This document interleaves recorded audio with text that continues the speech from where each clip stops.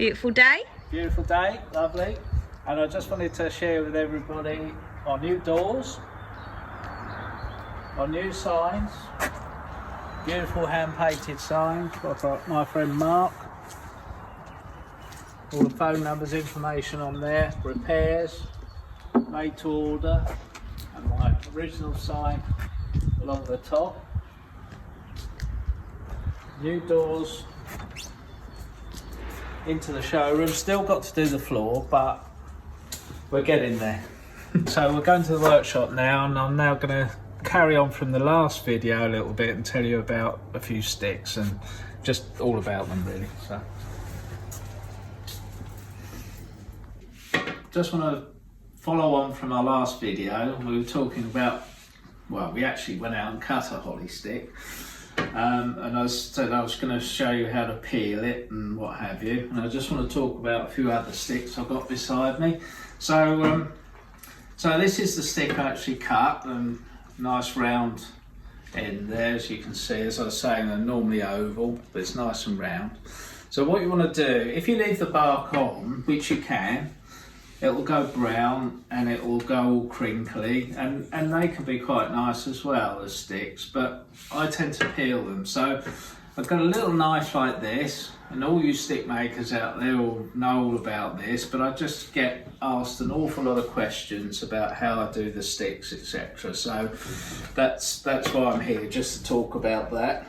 So I've got a little knife like this, not too sharp, because if it's too sharp it'll dig into the wood below. So I'll just sit, if you do it as soon as you cut it, I mean this is obviously a week or two later, and just peel the bark off like that.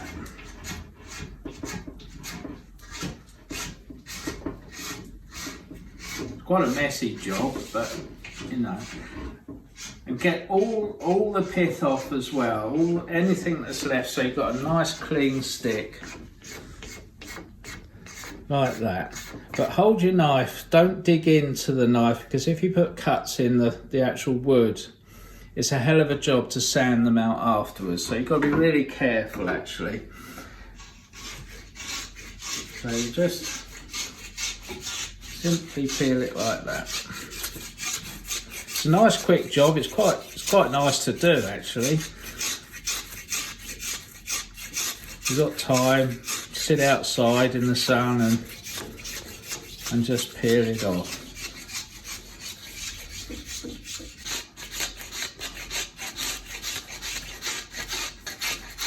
So that's what you do, is peel it off, and then when you'll get to a knot there, and just trim round it gently like that, and just try and clean out as much as you can from it. And there you are. You just carry on doing the whole stick, peel the whole thing right the way off, and then, as I say, it needs to go in a really cool, dark place, because now you're taking the bark off, the tendency is for it to split. So it's got to be dark and it's got to be cold, and that will take between a year and a half to dry that. I always give holly a bit longer, as I said, because the sap. So there's a dry one. And you can see, and it's just lovely smooth finish, it's beautiful. So you sand them up when they're dry. Don't try and sand them when they're wet, because they won't. So when they're dry, just give them a very light sanding, and then use wild wool to get a really nice finish on that. And then all you have to do afterwards is just oil it, or you can stain it. You can stain it, if you don't like the white, you can stain it down, and it makes a lovely strong stick, lasts for years. And you get all these lovely knots. Just leave the knots prominent like that, and they look really nice. So there we are, that's holly. So now I was talking about twisted chestnut.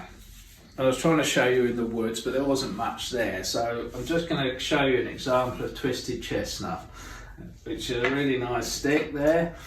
And that's the honeysuckle and ivy growing up the natural stick and strangling it and putting these lovely twists in it, and they're all natural twists.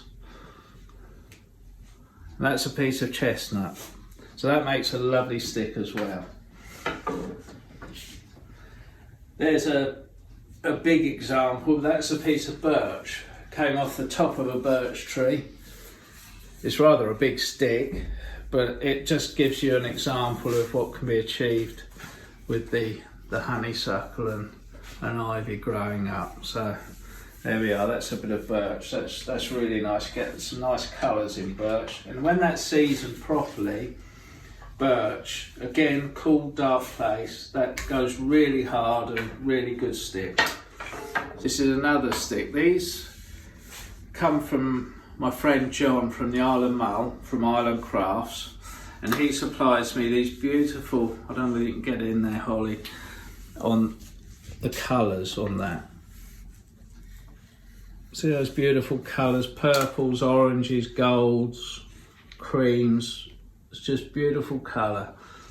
And they come from the Isle of Mull, and I'm sure other parts of Scotland, but that's where you get these beautiful different colours, slow grown, damp weather, and all the different reasons why you get those beautiful colours. This is a plain chestnut. This is a chestnut I use a lot of the time because it grows pretty straight. It's got lovely knobbles on it, which you can leave like this, or you can clean them up to look nice and polish the knobbles. And but they make a lovely stick. They take about a year to dry, and yeah, you can straighten those nice and easily. And yeah, and they're quite interesting. They're quite different. These markings here, I call them thumbnails, but I don't know what the true name of them are. But it's where the bud is, where the leaves have come off. You get these lovely lines in there. And when this is cleaned up, it looks really nice. So that's the chestnut. So this is a selection of sticks. I keep mine in a barrel or 2 barrels, but these are all dry. And some, they're not all ready to use because I've got to straighten them up a bit. So this, but there's a good variation of Isle of Mull sticks, ordinary hazels, twisters, chestnut, all sorts of things. I even keep things like this, really weird type sticks for certain things, reactional things, and all-in-ones, all sorts of things.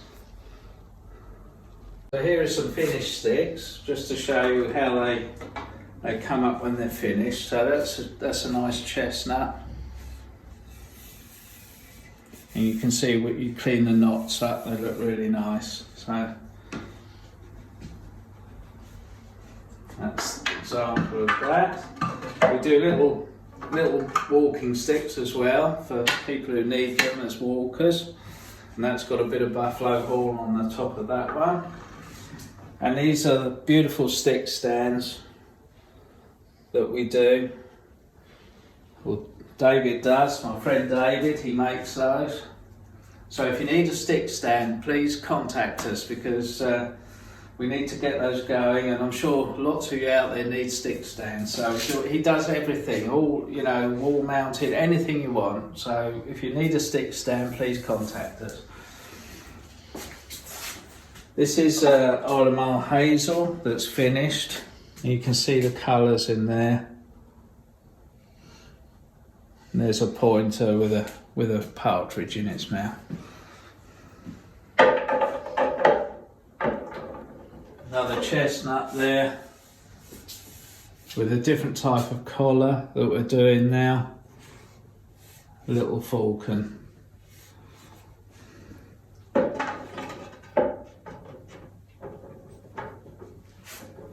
Another Isle of Mull hazel. We do these little knob sticks as well. Buffalo horn, do those.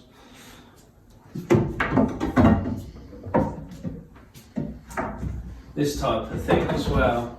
Another nice stick. That's chestnut again, but you can see how the knots clean up, look lovely.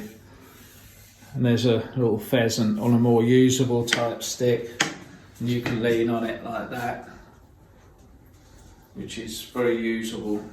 nice stick. You can have it coloured like this one, brightly coloured, or like that.